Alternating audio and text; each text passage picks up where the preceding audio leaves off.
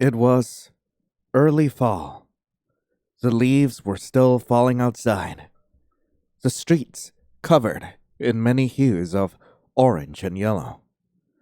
Nature, even when shedding its colors, stayed beautiful and vibrant. But for you and your boring life, it's another September.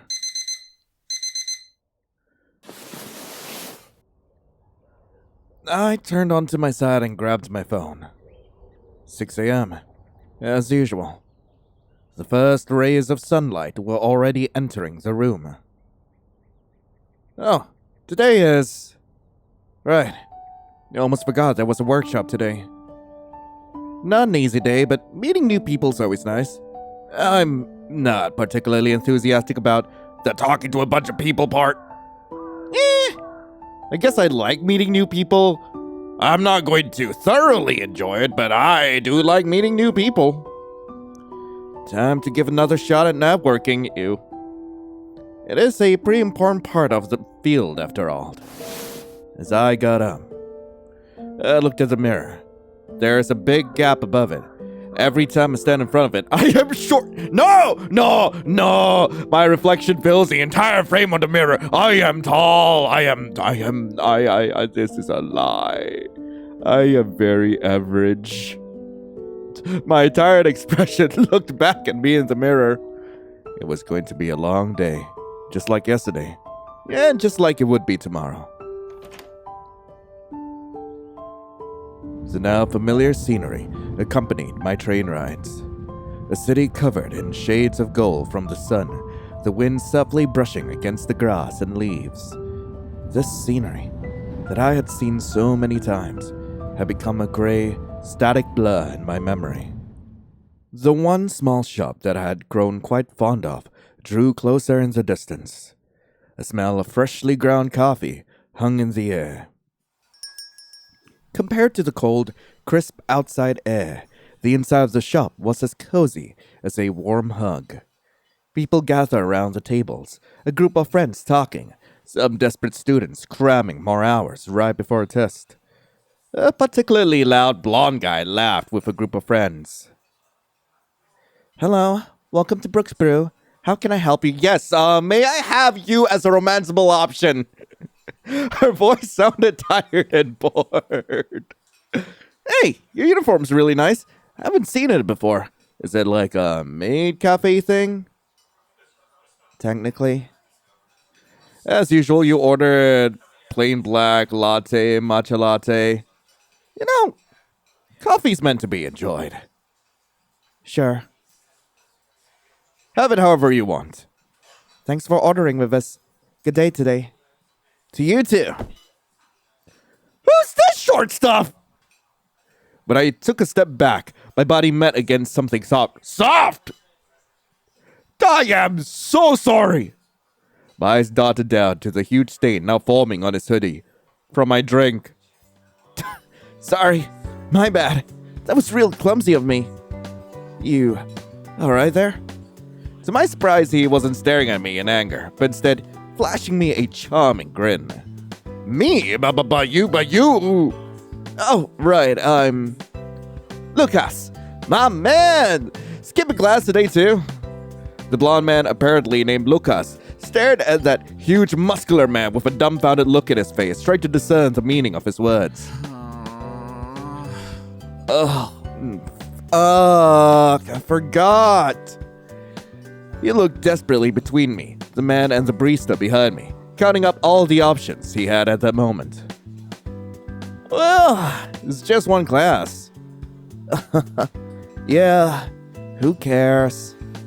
With a big defeated sigh, his gaze landed back on me.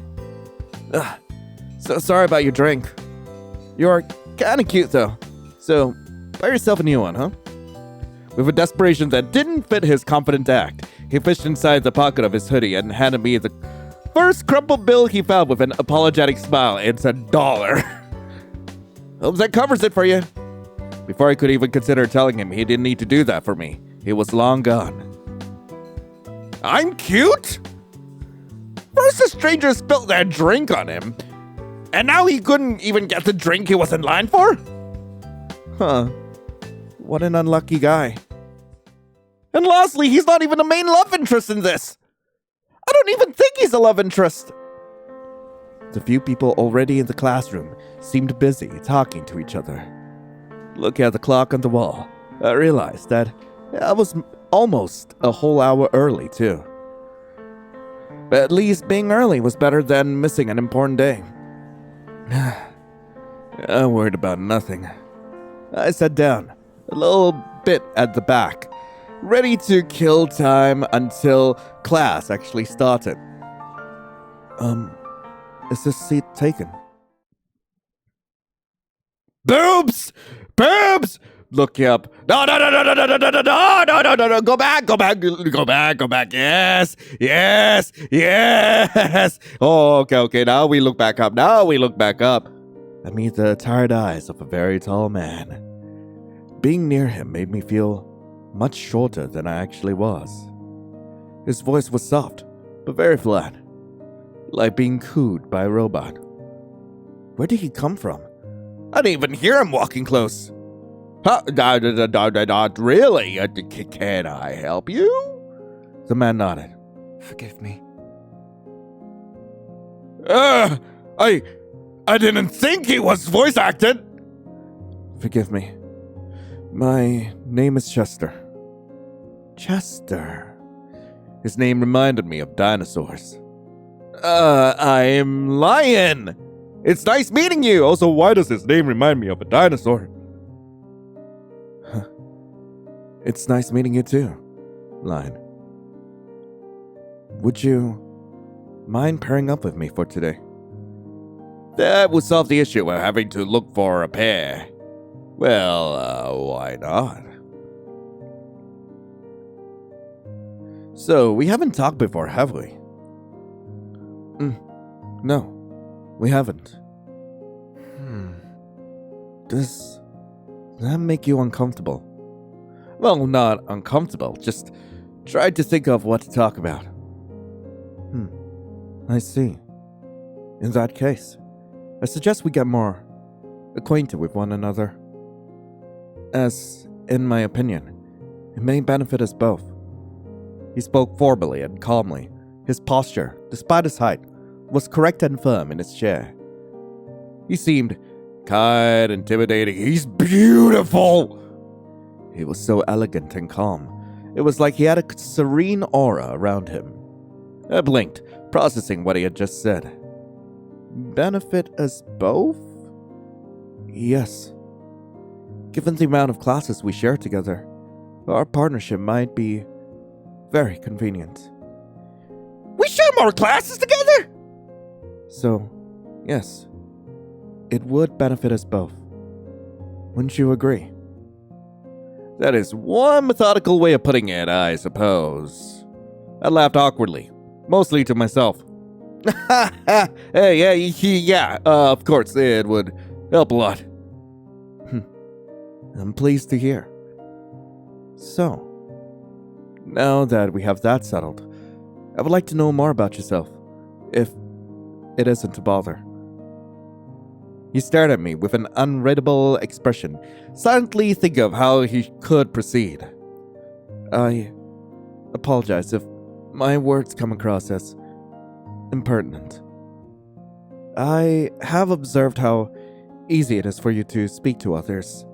It's quite impressive. Is it possible you already had a partner to help you? Honestly, I'm not that good with people. I don't have anyone close to me yet. Am I assertive or shy? I'm actually quite shy. But I lock in when I need to. I don't know which MC I'm gonna go for. I'm gonna be the shy type. I'm gonna be the real shy type. I don't mean like I hate people or anything. It's just I'm afraid of saying the wrong thing, I guess. That is rather surprising. I'd thought otherwise. I'm sure you must be nervous talking to someone new. Sometimes you may feel as if the words you said were delivered in a way you didn't intend. Yeah, that's just about every visual novel or choice-based narratives.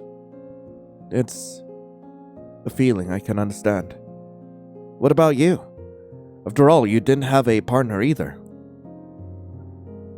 To tell you the truth, I could say I'm much like you. I'm not very skilled at speaking to others. His voice became hesitant. Really? That is unexpected. You give the impression that you are very sure of what you're doing. I'm glad you think this way about me, but reality bothers me immensely. I'm sure I can fix it with enough field study. He considers this. Field study? That is certainly one way of approaching it, Chester. I see. Your expression tells me I have made a mistake somewhere in my plans. I shall take it into consideration. Chester didn't have anything else to say, and so did I. After some time, the room started filling up with more people. The scraping of chairs and the hushed chatter of people gradually filled the silence. Chester seemed to be deep in thought. His gaze was far away, while one of his legs nervously tapped on the floor. With enough luck, the workshop would end soon, so I could study in the afternoon before going home. Absolutely everyone was bad at dealing with lab stuff. Decent at best. It was the worst. I hoped Chester was skilled enough to be at least in decent territory. The lab always smelled like a dentist's office, a cold and sterile scent that could only remind me of the color white. It was even colder now since we were in autumn. I could only wonder how people could handle being here in the winter without a heater. Well, shall we start? Chester. Yes. You might need to go a little slower with me here. I do not have the biggest brain! Oh, Forgive me. I am not used to this. Would you like me to go over it again for you while you catch up? Chester might not have been well coordinated when working with someone else, but in fact, he was competent. You make it sound so easy. If you were my professor, I think I'd never complain again. You ever thought about going into academics? You flatter me, but no, I've not. I'm not usually this composed. I have my doubts about how well I could perform with an audience. Besides, I think you are helping my case. You are a good student. With some work, our dynamic as a duo functioned well enough. The sun was already high in the sky when we were finished. Well, this did take a bit longer than I expected. Pardon my clumsiness. I usually do these things alone. He looked up at me from packing up his things. It's one of the reasons I have proposed this arrangement with you. One of my professors advised I try to make some colleagues. A discreet way of calling out my weakness, I might say. He must have grown tired of me insisting on being here by myself. You didn't do too bad. You are actually pretty darn good at this. Thank you. I didn't do anything special. He looked back down at his bag, averting his gaze from me. You are not bad yourself. Either way, I really should get going. Of course. See you soon, Chester. Of course. With an awkward nod towards me, he exited the room. It could just be my impression, but he seemed a bit proud about being praised. He is a pretty simple person, huh? I was about to grab my own bag when an object laying over the desk caught my attention. A small black hardback notebook, likely for taking notes. Seems like Chester forgot something too. I'll give it back to him next time I see him. Once I arrived at the library, I plopped my bag down on the desk. Surprisingly, today the library was not as crowded as it always was. It was quiet, more so than usual. Besides me, there were a handful of other people studying, reading, passing time. Somehow, a weird, heavy feeling settled in my gut. Was someone watching me? My eyes landed on a long-haired man staring back at me from a distance. I could tell by the way he was dressed that he seemed to enjoy cute things. I looked around to confirm if he was indeed staring at me. The library was empty. My eyes landed back on him, uncertain how to deal with such an odd approach. Can I help you? He put his head down, a deeper scowl of discomfort growing on his face. Yet the man didn't respond, not with words. He stared at me with the same apprehensive look on his face, unsure of what to do. Then, after shuffling for a bit, he handed me a note with trembling fingers, quickly retreating his hands as if they were burned when I took it from him. Book 2. Please bring back as soon as possible. Oh. But when I looked up, it was already gone. Impressively so. I totally forgot I borrowed a book last week. I'd heard about the fact of there being more than one librarian working here. How come I never met him? He seemed very shy. Alright, mental note. I need to return him that book. For now. I picked up my laptop from my bag and accidentally knocked Chester's notebook to the ground. I can't read any of that. It opened to the page where a bookmarker was held between the pages. Get to the cover! I reached for it before taking a closer look at its contents. Woke up, left house, took train, ordered latte, arrived.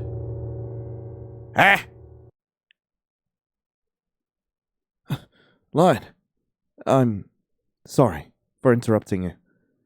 It appears I lost something in the lab. Did you, by any chance, come across it? Marvelous. The notebook was exactly what I was looking for. He quickly took the notebook from my hands. Thank you, Lion. You were so helpful. Yeah. No problem. You're welcome. He was smiling, like nothing was out of the ordinary. Why? He didn't smile this much. Not until now. Was that really what I thought it was? Why? Again, I am truly sorry for being rude. I wish I could stay more, but I am in a hurry.